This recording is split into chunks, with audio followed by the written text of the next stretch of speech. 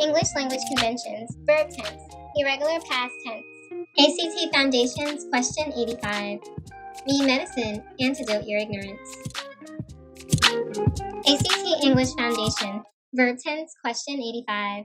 Complete the sentence with the verb in the past tense. I blank a book to read on the train. The task here is to shift the tense of bring to its simple past tense verb form.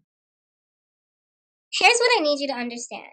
Most verbs are regular in the past tense. That means you follow a rule like add ed or add d to get the past tense form of the verb.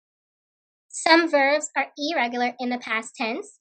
That means you don't follow a rule. Instead, you must remember the past tense form of the verb. Check out this example.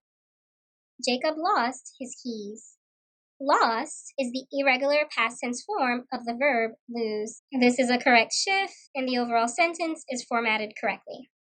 All right, back to the original question. Now for the solution. Brought is the simple past tense verb form of bring. This is an irregular verb form, so you'll have to commit it to memory.